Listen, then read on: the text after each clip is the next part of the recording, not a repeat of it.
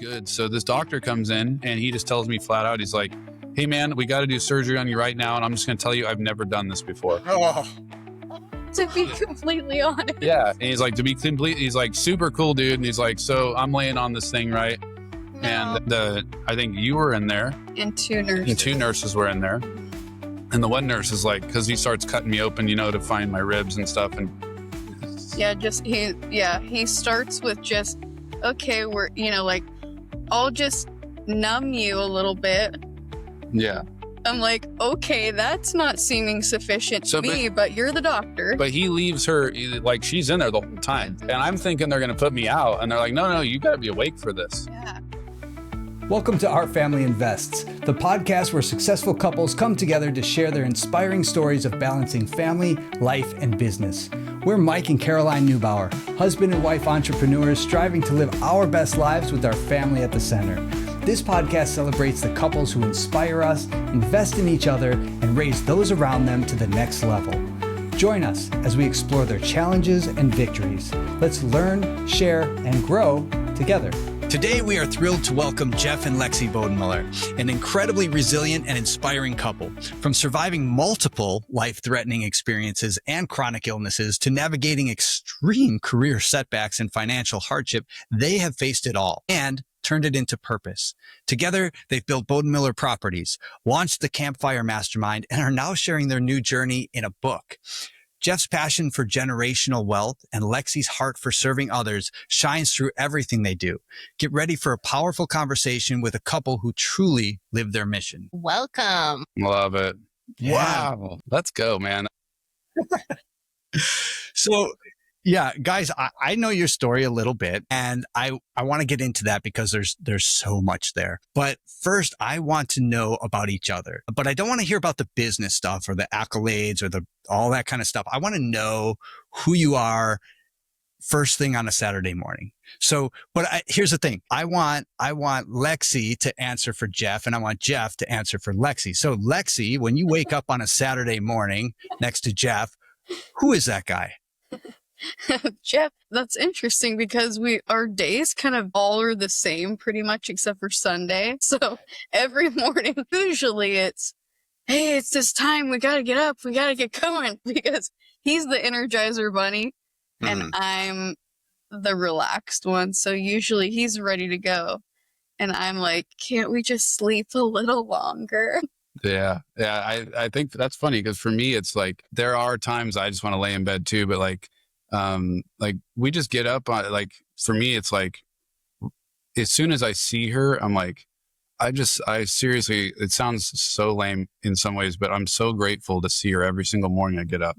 Like, I just look over at her, I'm like, there she is. Like, it's just awesome. I mean, it is. And we got our dogs and everybody piled in there in the bed with us. But like, then just the day, like on a Saturday, it's just kind of like chill, if we can. With that said, right now, we do have some chaos going on currently because we're trying to finish up a house that we're working on. So we usually go out there and paint or work on that together. But yeah, like on a typical morning, it's like, I just feel like doing things together, So she always encourages me just as soon as I get up. It's like she has her normal stuff she does, right? She goes in, she'll read her Bible and we make breakfast or something like that together. But she's always immediately caring for someone else, whether it's our daughter, taking out the dogs, taking care of me, and that, like, if that doesn't brighten your day and make you just feel amazing, I don't know what does. So it's just a cool moment to see that. And it's not just Saturday mornings, it's every morning. She's always, and I'm trying now because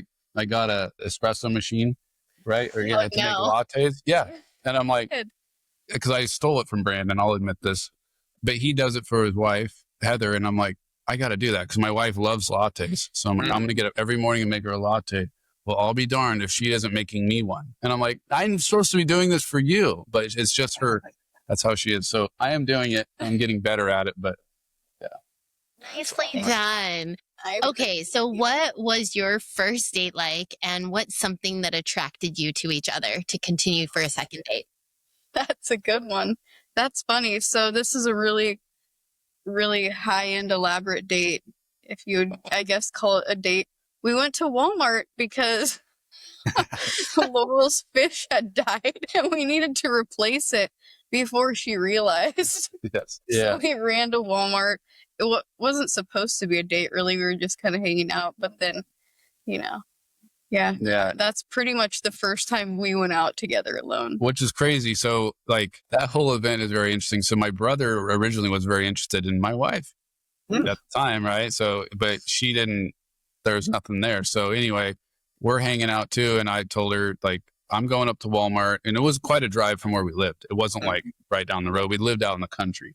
Both of us did. So we drove up. She's like, yeah, I'll go with you. That sounds awesome. And we took Laurel, didn't we? Or no, we didn't. No, We went by ourselves. Yeah, she didn't know about the fish. Yeah, she didn't. Yeah, because we were like mom and dad. My parents, like I was going through a divorce. So I was like, my parents watched my daughter, and we went. Yeah, we went to Walmart, and then before we did that, though, we went to Applebee's.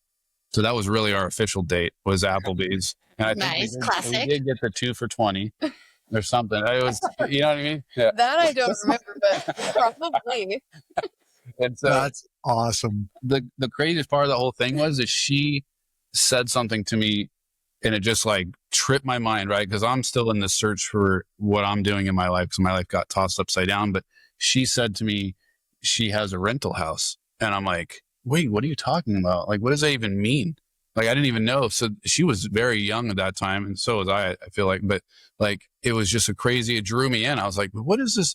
This is like that mystery woman. Like, she has a rental house. She's just working at the bank, like 18 years, 19 years old, whatever. It was a crazy moment. So that's what connected me to her. And that was our first date.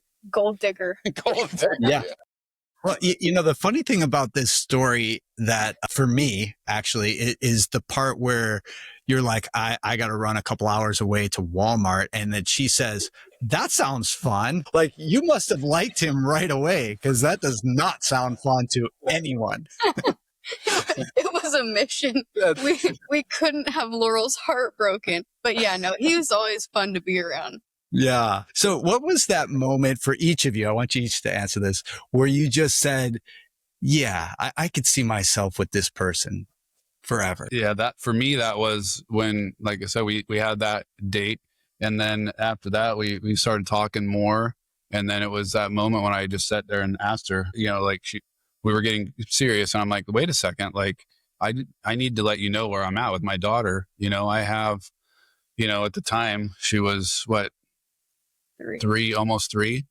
And she's little. Yeah. So, and her mom wasn't there for her. And so I'm like, I need to know if you're committed to this, really. Right. And I don't know exactly how I said it. And when she looked at me and said, yeah, I'm good with it, I was like, either she's been drinking or she's very serious. Because I'm like, all right. And then that was like, honestly, that just stole my heart. That took that, because I knew from that point, like I shared earlier, she is that kind of person. She cares and she will go out of her way. And that's how she still is today. So that was it for me. Thanks. I think it's funny that he says that. Like, I come with a lot of baggage, and that's how he said it. And I was like, well, it's crazy for me, because seeing how he was with Laurel was like, whoa, like, he is doing everything in his power, and his whole life is revolving around like taking care of her, out of a really bad situation. Like, he's still, doing everything in his power to do what's best for her. And then just seeing how he was with her, that was it. Like, a lot of people, you don't know how they're going to be as a parent, but I got to see that beforehand. So that was a huge blessing. Thanks. That's cool. What's something small or simple about each other that still catches your heart? Okay. This is, for me, it's easy stuff. So we both kind of grew up like, she was way more hillbilly than I was. Like, we grew up in the country. Like, Let's make that really clear. yeah, let's make that. She was more than me, Okay. but We're not talking like Deliverance or anything like that. No. Yeah. But like, we were out there. Like I said, we lived way out. She grew up on a big cattle ranch with her dad and worked in, businesses with her dad. But we always, and I used to tease her all the time about it. Cause I remember, okay, here's a funny story real quick. We used to work at the bank, right? So she's all dressed up to go to the bank. Well, to go to her truck from her house to her truck, she had to wear mud boots because it was muddy. During the winter. Yeah, during the winter, obviously. So she had to walk out to her truck in mud boots, take them off, and then put her heels on to go to work. So I'm just like, and you just wouldn't, she's beautiful. And I just like, I was like trying to wrap my head. I'm like, you are so hillbilly redneck. It's crazy. So we just joke about that still today. And she does all these, like, we talk all like, funny and, you know, like the different sayings that, you know, are yeah, just funny. we just like, have those moments. Yeah. We just joke around a lot together. So I love that. I think that still him having that, you know, humor back and forth. It's not like you're, you know, like we've been together so long, it's, you know, we're bored. We still have fun, even when we're working. Try to, you know, make light of the situation. You guys are super cute. But like, you've had insane hardships too. And like, Lexie, in all honesty, you probably shouldn't even be alive, right? Yeah. Do you mind talking about, you know, not just one, but 2 drownings, or at least one drowning and one should have been a drowning? Yes. And Jeff, your collapsed lungs and all that kind of stuff. And I mean, just the work hardships and everything. I mean, can you bring the audience through some of that? Because it really is hard to wrap your mind around just reading it. Yeah. I think like whenever you have those times where something's taken away, right? Like I don't even know, like collectively how many months, you know, I was like sick in bed for, but it makes you appreciate, you know, like when you can go do things. So like even recently I'm like, oh man, like I'm walking up these stairs and my knees don't hurt. That's awesome. You know, and most people don't have that appreciation. So I think all of the things that could have been terrible really just made me more motivated to not waste time, because you don't know, you know, if you're going to be put back in bed, you don't know how long you have. And then obviously with the, you know, near drownings, it's like, okay, there's a purpose. Like, what's my purpose and how do I utilize the tools that I have, you know, to maximize what I can do? Because like both of us with what we have going on, it's like, okay, you could be, you know, next month you could be sick again. So I think it's always a motivation there to not waste time. Yeah. Can you fill in the audience and take them? Because we know, but what happened, I mean, as an infant? Tell those stories, because they're incredible. So we'll start with the first one. So when I was, this will show you the level of hillbilly that Jeff's talking about. So when I make light of the situation. Yeah. I mean, hey, you have to, right?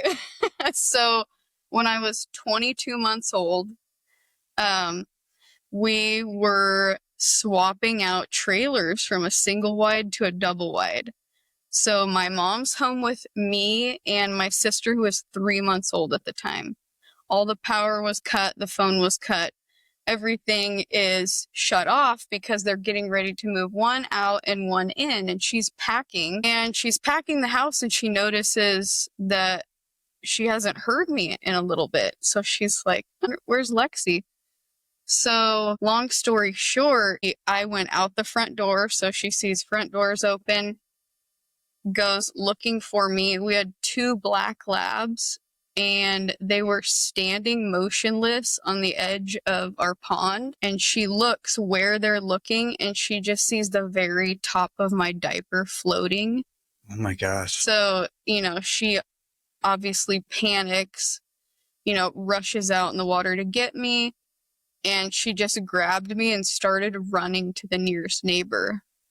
So she had to leave my 3-month-old sister all alone and try to get me to the nearest neighbor that was quite a ways away. And the first neighbor, no one was home. It's all locked. So she had to, you know, then you think you're almost there. And she said she's just like running and praying. And at that point, she said when she pulled me out, I was already blue. So she, you know, she's thinking that I'm already dead. So clearly panicked, you know, she's just like, I was running and praying. And she got to the second neighbor's house, and thankfully they were home. So she, calls an ambulance, and they rush out. And when they got there, they wouldn't let her in the ambulance with me because they thought I was already dead. There's no way that this baby is going to live. So they won't let her ride in the ambulance. They just take me away. And then she's like, I got to go back and get my other baby. So she, the neighbors take her back, get my sister, and then go to the hospital. The doctor there, she hadn't seen me yet, but he said, I forget the very slim chance that he gave me of surviving, but he said if she does survive, she'll just be a vegetable because she was underwater for so long and lost, oxygen for such a length of time. Basically he didn't think I would even live. So then I miraculously lived, and they were calling me the miracle baby in the hospital. And then she was like, I can't believe it.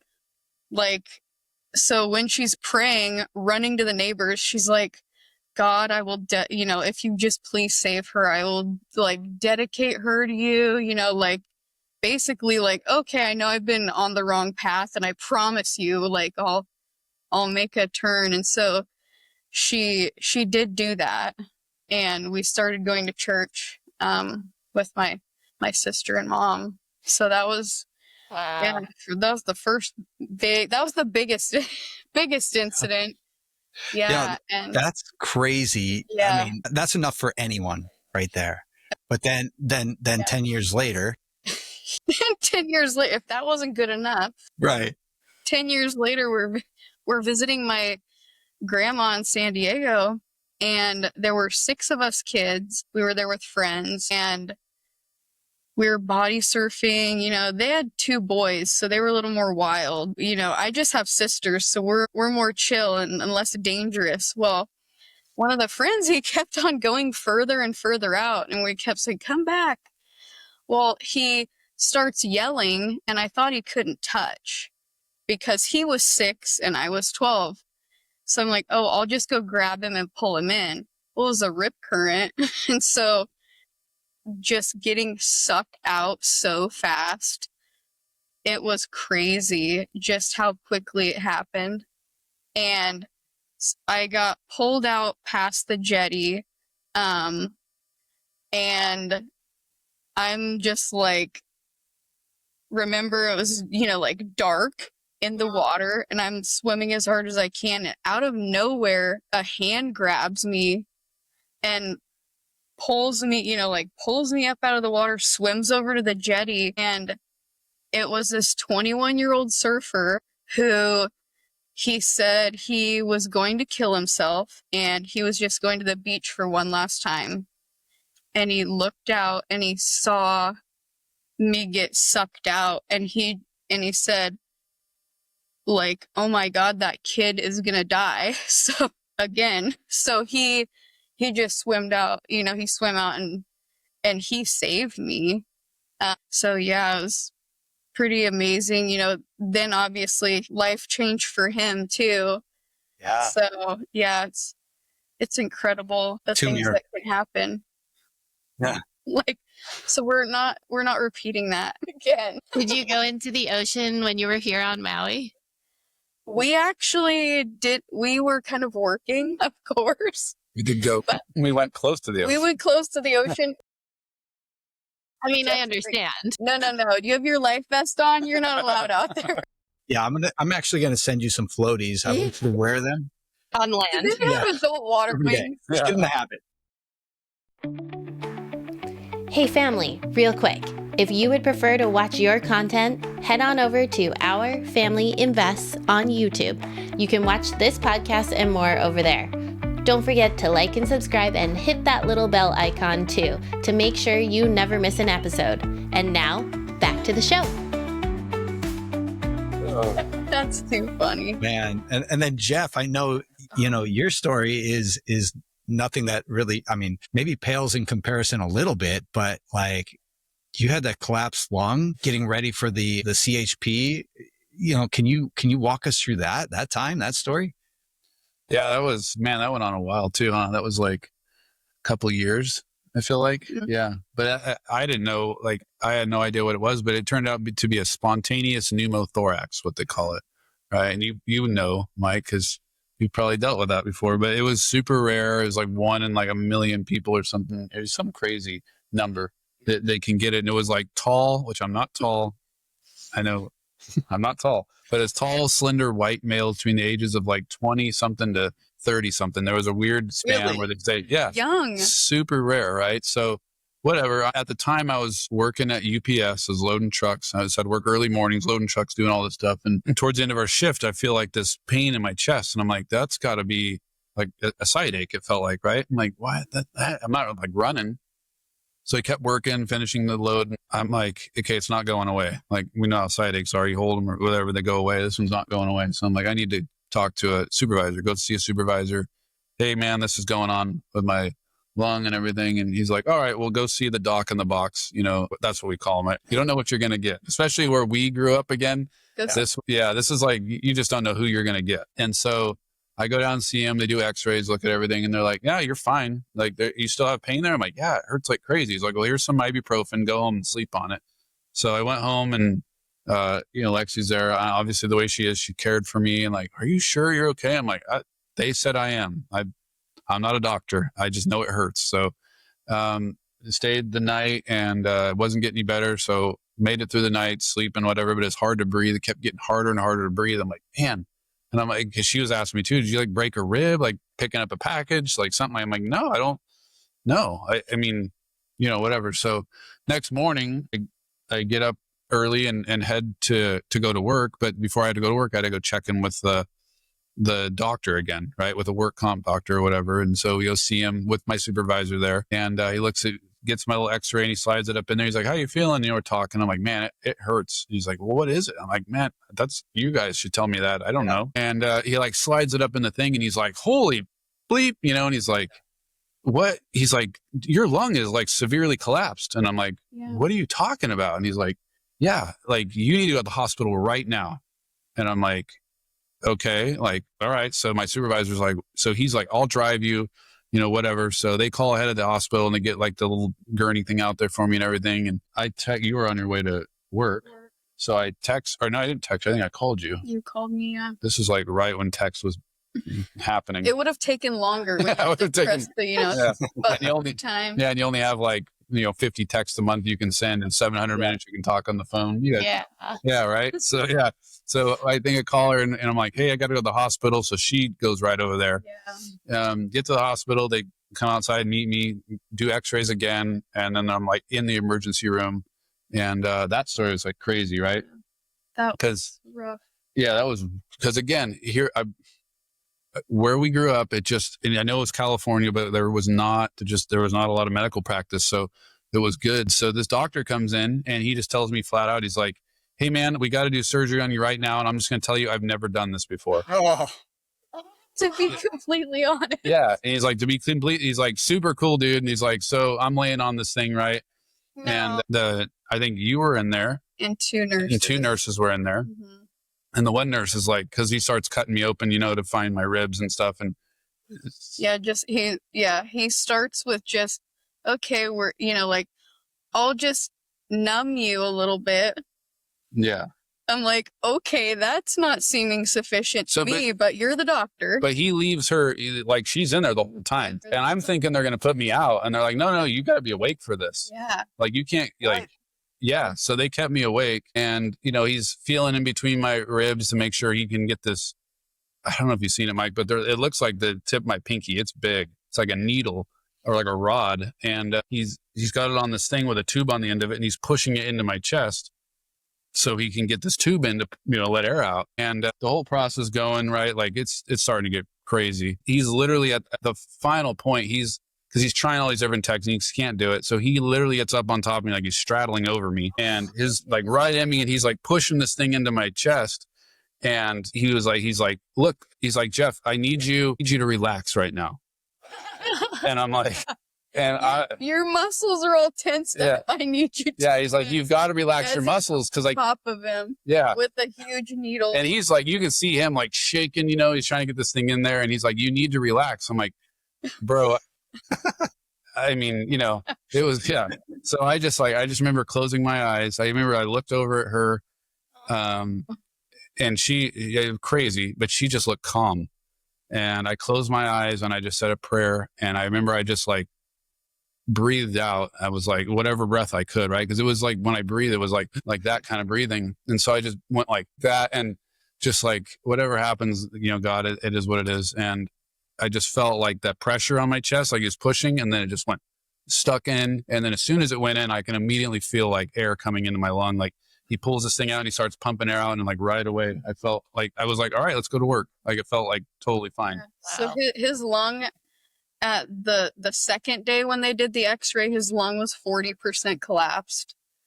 And your lungs they match each other. Yeah. So it's not like you can have one, working 100% and one working 60. Yeah. And I think, I can't remember too, there's like a tipping point that he was really close to where it just, it can't it won't inflate. Yeah. But they said, they were like, just for you to go overnight, like it was over a 24-hour period. They're like, I don't know how you were able to do that. Like that's because as you breathe, it gets worse. It doesn't get better. Mm-hmm.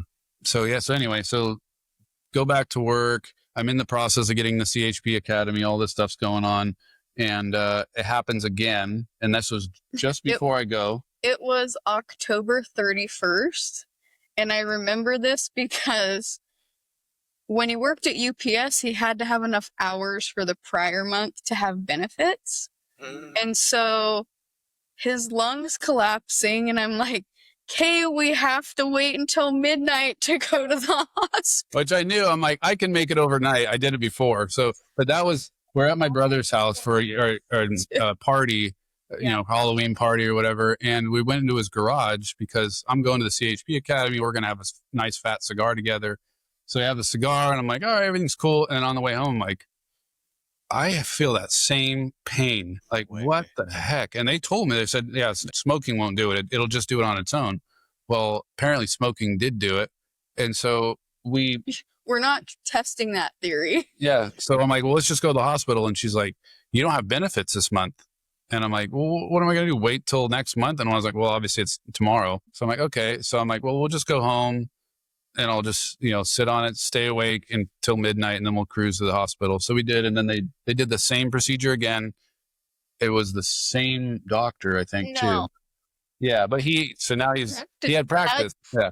So it was much easier for both of us. Yeah. Yeah. I'm like, all right, man, I'll close my eyes, say my prayer, do your thing. My God. So it was it happened 3 times.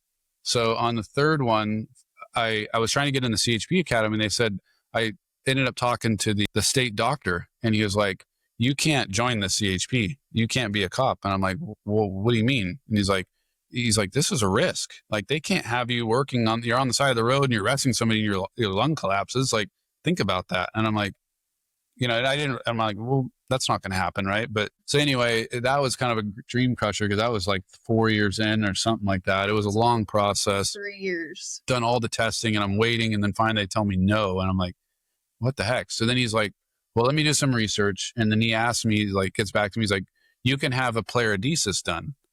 And I'm like, I don't know what that is. He's like, well, how many times has this happened? I'm like, this is the 3rd time it's happened.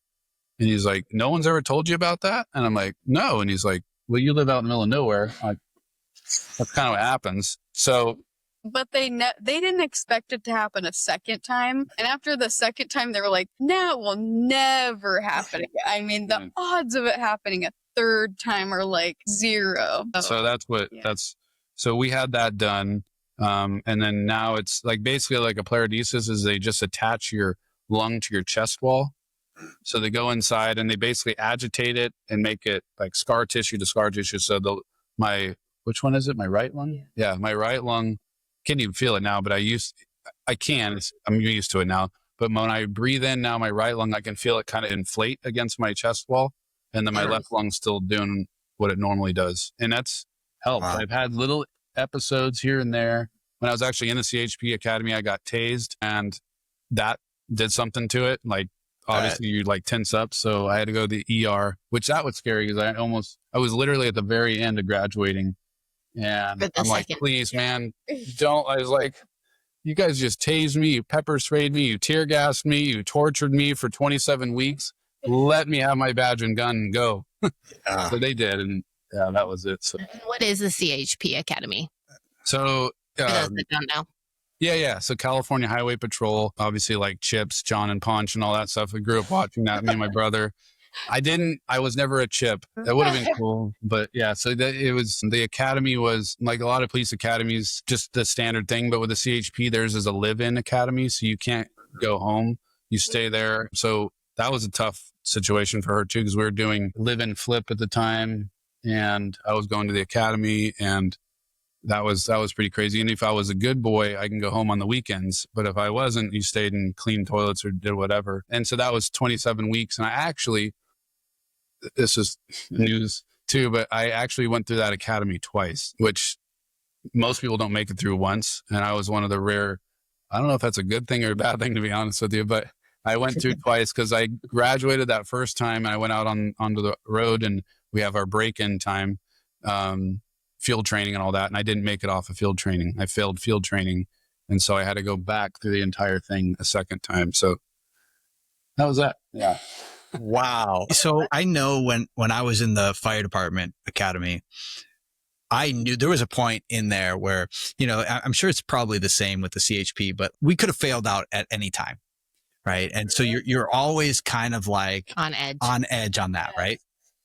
But I knew there was a point that I don't know where it was, probably like 1 week in or something, where I was like, look, if I fail out of this, I'm never doing this again. There's no way. I'm moving on to whatever's next. So I can't imagine getting to all the way through a 6-month program and then being like, you know what, I'll just do it again. Like it's intense, right? Yeah. It was extremely intense, man. Like, it's really funny because I was never in the military, right? I never went to military or anything like that. But the CHP Academy is based off Marine Corps boot camp. So everything there, you drill, you do all the same stuff. And they've been doing it that way since 1929. So they're very like, this is how we do things, right? And so we had a lot of people, majority of people that are CHP officers are from the military, because they go there because they already know the form of how they expect it. So they kind of hire with that. But they fail out a lot. Like I think my first class started with 130 or something like that, and it graduated 50% failed. Yeah, they graduated with like 69. And they're like super hardcore with everything, which I get. But yeah, I'm with you too, Mike. There was times where I'm like, how bad do I want this? Like this is crazy.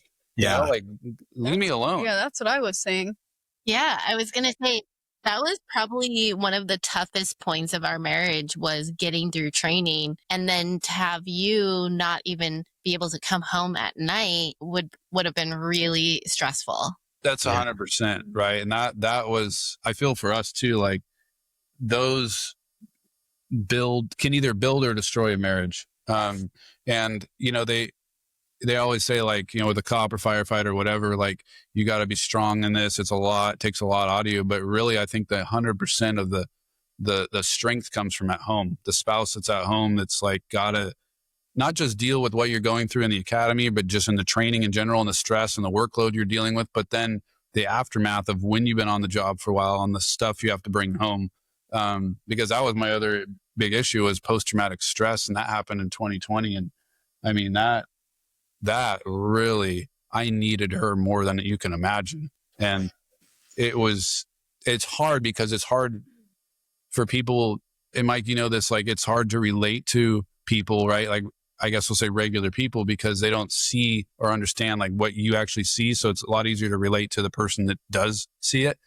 But Lexie did such a good job of like really understanding it, really like being there and being like, oh my gosh, that's intense. Right. And that helped keep our marriage together, but also the communication open. So I didn't off myself somewhere, that's a really good point. And I think, when we were going through the fire academy, they set up like a wives club kind of thing. And I remember one day they brought in all the wives, and they're like, look, your husbands or your significant others are going to see some things, right? And they're going to experience some things, and no one's going to understand it. And they're going to have no one that they can talk to about this stuff except for the people in this room, right? And just firefighters and wives.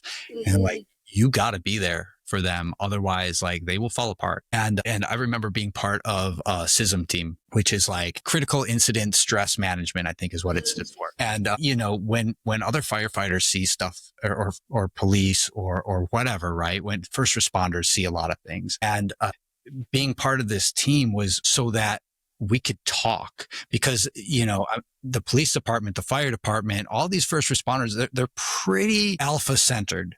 Right? Like you've got all these big alpha males who either come from military or like, big football players or whatever, right? Like these are brute guys who are built to be men. Right. And so talking about your feelings is not something that comes easy to most of those people. And I think, that culture is changing for sure, but it's still hard for people who grew up like that to be like, you want me to talk about my feelings? I don't do this. I just bury them. And then I go on the next day because this is what we do. And I think that's unhealthy. And we see like, I remember seeing a lot of guys that were retiring and just their minds weren't there anymore. Like not that they weren't there, but that they were just dealing with stuff that because of so long of like keeping this in. And I remember, some of the first things that I saw that were kind of like, I remember my first day on the call, our first day on the job, it was like one of the calls came in and it was for like possible gunshot wound or something. I was like, gunshot wound? What are we responding to? And so like, that's movie stuff. It's not real life. Right. And so we see things that are, that we should never see. To see. No. So I want to know, like, Jeff, like all this stuff that you've been through, and Lexie, all the stuff that you've been through, how do you get back up? How do you keep getting back up when life is just keep pushing you down? Yeah. The word I'll use for me is resilience. Like I just always had this, like, if someone tells me no, I'm going to do it. But that also goes into like when like failures or things like happen in my life, I'm like, I just want to overcome it and grow even more. I want to push, like, I'm like, all right, cool. Like now I look at things, I'm like, just whatever you have, bring it on. Right. Like I feel a lot of times like when we're doing good, I feel that Satan's attacking us and he's going to do whatever he can to bring life down on you. He's going to cause he knows what you're doing good. And he's going to put it on you.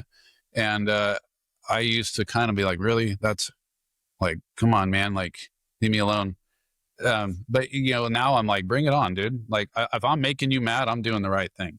So I just wear it with like a badge of honor. And when bad things come our way, I feel like both of us, like we're talking about early too, like for me, it's like making light of the situation as much as we can and just being like, okay, like. We do, like you'll have something happen at, one of the self-storage places or uncover something terrible at the house you're renovating. It's like, okay, you have to make a joke about it. You either laugh or you cry, right? Yeah.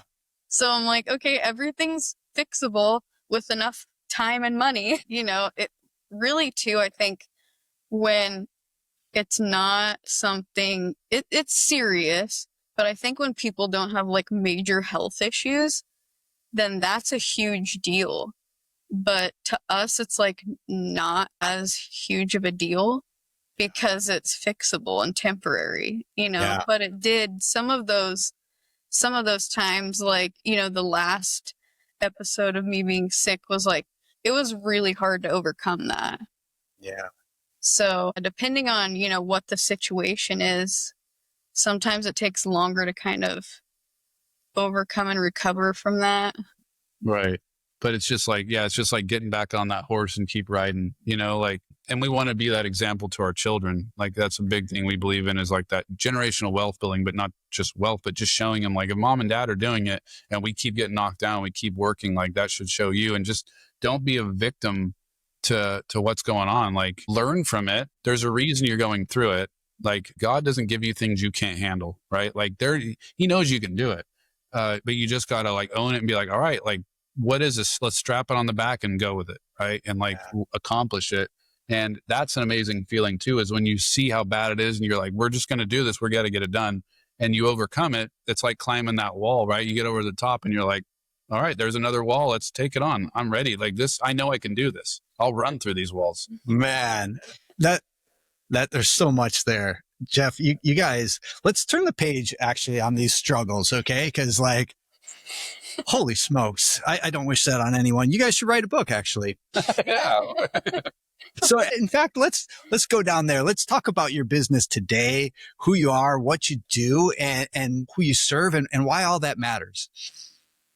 Man, like who we are today, like, I don't know, like I feel like obviously we love real estate. We love investing in real estate. We've been doing that for 20 years, but my wife really started that whole deal. Like we talked about when I first met her, right? She already had a rental house and I didn't even know what that was.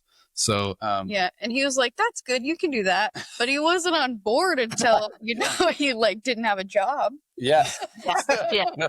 As Brandon always says, like you got to pivot. Like that was a big pivot for me, but that's kind of like, man, that's such a good question, Mike. Like really like the pivotal moment for me, and I think for both of us, was when I was going through my job when they were letting me go, right? Like 10 years on as a cop or whatever, dealing with post-traumatic stress and all this stuff, and then telling them about it. And then I started to realize my brotherhood was just throwing me under the bus. Like, we don't need you anymore. And I get some of it, right? You're a liability to us. So just, go away. And that like crushed me because that's who I felt with my family in some ways. And it was a very, very slow process because she was going through like rheumatoid arthritis issues. All this stuff was going on with us. We're in the middle of a live-in flip that we're finishing, which was a massive project. Yeah, we like to have many things going on at once. As you could tell. Like always a live-in flip. Yeah. We started with, long-term rentals, but I feel like that shiny object syndrome with a lot of real estate investors where it's like, okay, I've learned this now. Ooh, that looks cool. Yeah, let's go try this. We were like just going to do the long-term rental thing. And then when they retired Jeff, we were like, whoa, we can go anywhere.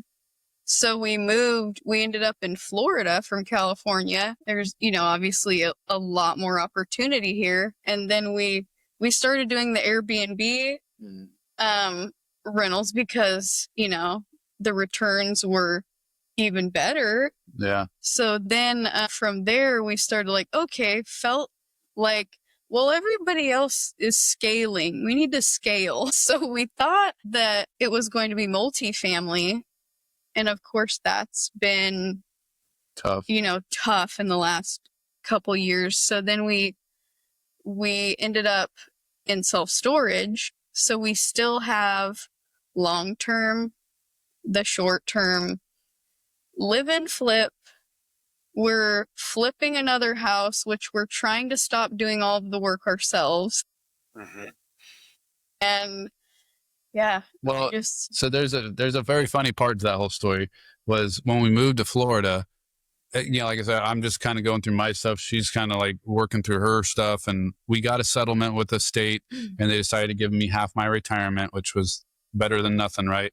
And then we got medical and all that. So we're like, let's get out of here. Like California didn't really have much to offer anyways at that point. So, but I was like, I don't want to go to Florida. Like, I'm not like, I like the beach, don't get me wrong, but I'm a mountain guy. So I'm like, I want to be around the mountains. I don't have that here. The state is as flat as a board. If you get on a like 30-foot tree, you can see across the whole state. Like, it's, like it's not that, but so I told her, I'm like, yeah, but we're going to be like in the hurricanes and all this. Like, I don't want any part of that. And she's like, and I told him, Jeff, this part of the state is the least likely. They haven't had them forever. I mean, it'd been 100 years and something since one, made landfall in our area. So I buy into that. I'm like, all right, cool. It's been 100 years since they've had a gnarly hurricane where we're going, and we're in Sarasota County area. So we get there, we close on our first little Airbnb. We still have our house back in California. We close on and we show up here. We doing the work ourselves. We're getting it all ready and all this stuff. We got it all furnished. Yeah, and ready. All furnished and ready to go. And they fly home, and then I leave like another week or two later. Well, I'm boarding the plane in Orlando to fly home, and my buddy's texting me, and he's like, "Hey, did you hear there's a big old hurricane coming into Florida?" And I'm like, "What?" And he's like, "Yeah, and it's going to hit like right where we're at." And I'm like, "Well, that's not good." And so I like text another friend that lives here, like a real native, which it's hard to find people that are actually from Florida in Florida, Sure. believe it or not. So he's like, "Oh, don't worry about it. They always say that it'll turn." All right, cool. So I get to Vegas and it's on every news station. I'm like, oh my gosh. The funny part is they always said that because there's an Indian burial grounds, and they said that's what protects the area. Yeah. Like, which we obviously, like, we didn't buy that anyway, but our Airbnb is like 3 blocks from this park. Where it was at. Yeah. So anyway, so that ended up being Hurricane Ian that just ripped through Florida. I mean, it covered literally the whole state, and it wasn't good. Yeah. We had damage and stuff done. So that was just another one of our uphill battles there. But then we moved to Florida, sold our house, and then lived in that Airbnb, fixed it back up, and now it's a rental. But yeah, so yeah, it's always something. And it's cool now to be able to talk about it, right? Like that's why I guess what's fun sometimes is when you live through these pains and these crazy things, people are like, that's crazy. And you're like, yeah, but you can survive it. Just go on to the next thing. Yeah. That's a good lesson. You've said your goal is to be self-funded missionaries. What does that calling mean to you? We both have a passion for like serving others, and like I've done a couple missions trips to Mexico and stuff like that. And I remember I was really young when I went, and it was always, even when I was a young punk kid and I didn't really care, I went there and like, I just took so much from that, right? Because we go into these little like villages and help these kids and stuff, and they had nothing, like nothing. And I had everything, right? In my mind, I'm like, I'm a skateboarder. I play in a punk rock band. I've got you guys beat, whatever. Well, they were way happier than I was. And that like woke me up. Even as a kid still today, I get chills thinking about that. But like they had like nothing. They were kicking around like pine cones or whatever they can find in the streets for soccer. They lived in like houses made out of street signs and junk, whatever they can find. And it just like, I always told her about that stuff. And I'm like, we got to go on missions trips. But I was like, if we can be, and like Tim Tebow and his wife, like I love what they do, the Tim Tebow Foundation and all that. And I want to be at the point to where like we can fund us to go do it. And when I say like, I don't want to be a missionary, like some of them go out there for 6 months, right? And like all that stuff. I just want to be able to go with my wife and maybe my kids, my grandkids and stuff like that to these countries and like do what we can, like get into these little villages and they're like, we need housing for these kids. All right, how can we fund this? Let's get the people in here to do it. I feel like there's so much impact to be made in all these countries and besides our own, because they're people too, like going in there and making the impacts on those people. There's nothing like, for me, I always get like a major smile on my face and it just brightens my day so much. Just watching like these, like, I don't know, like these house shows or whatever, where like you'll have a veteran or something that's been disabled and they surprise him, right? And like he has like this garbage house he lives in. And then we're going to go on this trip for 3 days, Joe. And you know, the magic of TV, they come back and he's got a brand new house. But like the look, like when the camera shows the look on their face, right? And you just see like, oh my God. And you could just see like life change. Like this guy has given his life for his country and there's some repayment to him. Like it gives me chills. And if I can just do that to people and put smiles on their faces, like that's my purpose. So go ahead. I love that. You know, it reminds me when I was younger, I was I went to Indonesia and I went to school for photography. So I shot a lot of landscape photography and I'd like to say I still do. I don't as much as I would like, but I love traveling because it opens your eyes to so many things. Right. And I was never a like stay on the beaten path kind of guy. So I remember when I was in Indonesia and this was 2005, something like that. I took boat after boat after boat to get out to this island of like 300 people, no electricity, no running water, nothing like that. And I stayed there for a few days. And I remember going out there with a camera and the kids that were growing up there, they had never seen a camera before. So like, it just kind of blew my mind. Like, and I've been all over by this point. I've been to some pretty awesome places, and some pretty third world places, but these people were so isolated that, I remember thinking the same thing, Jeff, like these guys are playing with twigs on the beach and they're having the time of their lives. And these are kids, right? They must have been, I don't know, between 6 and 10 maybe. And I kept thinking like, how much really matters? How much of this stuff that I have really matters, right? And so now I'm at this point in my life where I want to make sure that I'm going on 4 trips a year. And of those, this is my goal. Of those, I want one to be like a business trip, right? Where we're going to the conferences or whatever. And I want one to be a family trip where we all go together. One to be a boys trip because I think it is important to have time with your friends and just, your growth trips. And then I want one to be a volunteer trip. And I want to be doing this from a young age with, I mean, not for me, but for my son, because he's still young, but to kind of show him that world is like, look, it's not his fault, but it's so easy to take for granted all the luxuries that we have. It's like, oh, I don't want to go to Costco. Costco? Let me tell you something, brother. Like these guys, they have to fish for their dinner. And if they don't catch fish, they don't eat. This is still happening today. Like this is not, the luxuries we have, we don't even know. Our poorest people are so rich. Yeah. Right. And so I love what you're saying, with your mission there. I think that's amazing. And, as you guys have had to build up from rock bottom more than one time, right? What would you say was your first real business win, and how did that make you feel? I think our first eye-opening win was the first live and flip that we did. Unfortunately, we lived between where the campfire and the car fire were in California. So between the two, that was like 18,000 homes burned. So we ended up, we bought before prices just, this climb that it's been on for, now almost 10 years. But seeing all of that hard work pay off, because when you do a long-term investment, it's like, it's slow and steady. So you don't really see that like, oh, wow, there's a big payoff. So we were able to, sell that and make a really good profit. And that was how we ended up buying 2 more long-term rentals and another live and flip. Yeah. So that was the first big, I think, stepping stone. Well, and it's fun too to do it with our kids, right? Our daughters grew up and live in flips. Like they've never had a nice house. Like the house we're in now is a dump. Like it's horrible. And I was thinking about that. I'm like, okay, this is our 3rd or 4th one.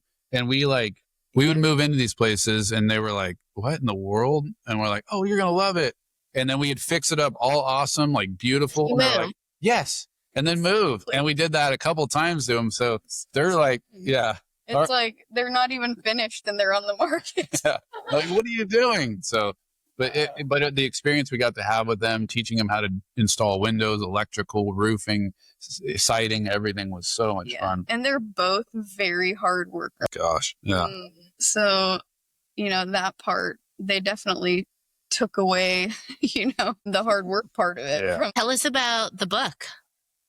Yeah, you got so many stories. Oh man, I know, and that's okay. So that's our Q2 goal. We're starting up, like writing it, laying it everything out, how we're going to do it. It's going to be written by the 2 of us. The book is called S.P.O.U.S.E, and it's, what do you call those again? An acronym. An acronym. Oh, I can't remember that. And I love the acronym, by the way. I think it's so good. My wife actually came up with it, and we had one edit on that whole thing. But the acronym for S.P.O.U.S.E is like, I was outvoted. So that happened. We haven't aired yet, but when we're on the Better Life podcast, we're in the middle of it. We're telling them like, oh, S.P.O.U.S.E, it's like the S stands for like set goals together, right? And then the P is like pray or like prepare, plan, work together, right? And so we're going through it. And then the O is understanding each other. And there's so much value in that. Like what are some of the hardest things we go through as man and woman is like communication and understanding each other and knowing what the needs are for my wife, or, you know, vice versa and stuff like that. And so then we get into you, and go ahead with you. Well, you just said understanding each other. Oh, no, I'm sorry. I said open. Okay, my bad. Open communication and then understand each other. See, I can't even I'm not good at spelling either, but I didn't want to correct you. You know, I think you got beaten out with all the first responder stuff because there's acronyms for everything. Everything. Yeah. Right? Yeah. And like, I don't know what any of them mean anymore. True. It's so, yeah. So anyway, yeah. So open communication, understand each other. And then the S was for sex. And so that was one that it was something else before that, you know, like strategize. Yes. And then we get there and there's 3 men and me, and a vote was just taken on the spot. Yeah. In the middle of the podcast. And we were like, Cam goes, well, wait a second. There's 2 S's. So do you really, like, there's one valuable one you're missing here. And I'm like, dude, I don't even have to say it. I already know. I've already, like, let's do it. So we change it. And there's a lot to that. I think that's a very, very important thing in a relationship. Right. And then, like, okay, you want to do the last one? You got me off track. But I was just going to say that the overall point of the book is like our tips, you know, like what we've learned all these years working together, like key takeaways, because we, you know, obviously we went from Jeff was living out of town 5 hours away for 5 years. Oh my gosh. And so we had, you know, the girls and I at home, we had this whole routine through the week. I'm just taking care of them, working on the house, doing all of those things. And then we get Jeff closer to home, only an hour and a half drive, you know, right down the road. And then the PTSD hits and it's like, okay, now you're home 24/7. And that was 2 weeks before COVID, when he was sent home. So then Jeff went from gone 5 days a week for 5 years to home 24/7, and we're still together. Oh, Dan, we're both dealing with medical issues, right? Obviously with me, and then she has her stuff, and with rheumatoid arthritis, that was a lot of like trying to figure like what can we do and all this stuff. And then with me, I had treatment lined up, but then when COVID hit, everything stopped, especially in California. Right.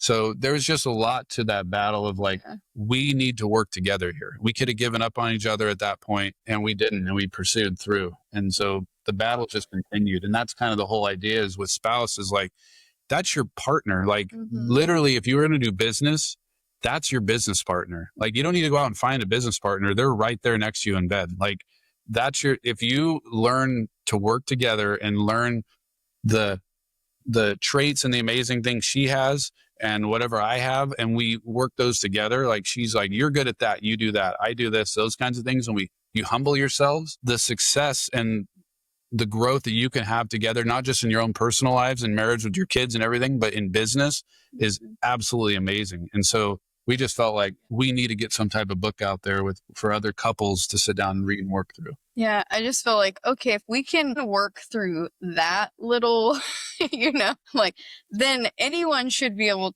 to work it out, you know?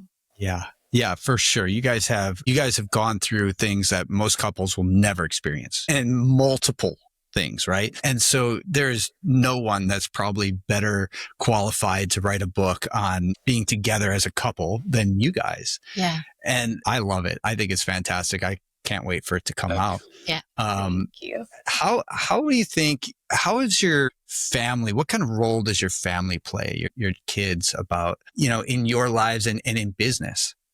Yeah, like the generational wealth building. And that's been a very big passion of ours. We have a granddaughter now, and like there's been significant things that I've seen in my life, in our life with the younger generation and stuff like that. And like just like there's not a lot of willpower and motivation and stuff like that. And it's not the kids, it's a lot of times it's the parents, right, that are not putting in everything they can to their kids. And sometimes the kids do struggle too. I get it. But with real estate investing, especially, like there's a lot, you talk to a lot of people out there and like, yeah, I just want to have money saved up and something to pass on to my children, my grandchildren and stuff like that. And it's like, for us, that's good. But like, we want to make sure they don't just blow it all. Right. And yeah, we want to teach them, how to fish rather than just leave them with a whole bunch of fish when we're gone. So we try to involve them from a young age, and we have kind of one of each. One daughter's super interested, and one's like, yeah, that's cool and all, but that's the little Jeff. That's the little Jeff. That's the one that it'll be there later. Yeah, later on.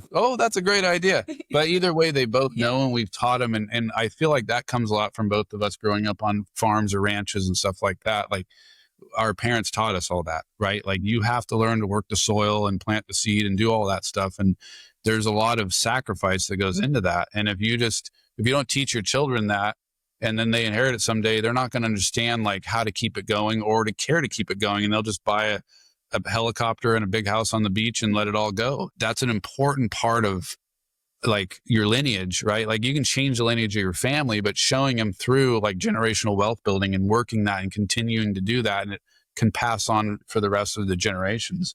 And that's a big, big thing to us. You're setting that foundation. So that's super valuable, more than one income that a long-term rental can bring. True. Who are 3 people, books, or places that inspire you? Oh, man. So my father-in-law, as far as in real estate, he's been an inspiration to me, even though we talked about hillbilly and crazy and all this stuff. Like, he gets after it. Like, he's not afraid to do it. And I was like, this guy, he doesn't know what he's doing, but he's getting into it. And I just was like, I got to be part of this. And then my dad is as a big, just the rock my dad is. He's 87. He has dementia, but he's always led with a firm hand, but like very quiet, because he's German. He came from Germany during World War II, lived there during Hitler's reign and all that stuff, and seen a lot. He made it to this country and worked his rear end off, and just led by action more than he led by like, you need to do this, right? He just, every day he would grind it out and do his thing and kept doing his thing. And that was one for me. I took 2, but I took 2. You can have one. I think like, as far as, I'll go with places because maybe it's not as, often taken, but like when we're on the beach, it's like, that peaceful, slow down. I feel like we're always in such a hurry, and there's always something, fighting for our attention or that we should be doing.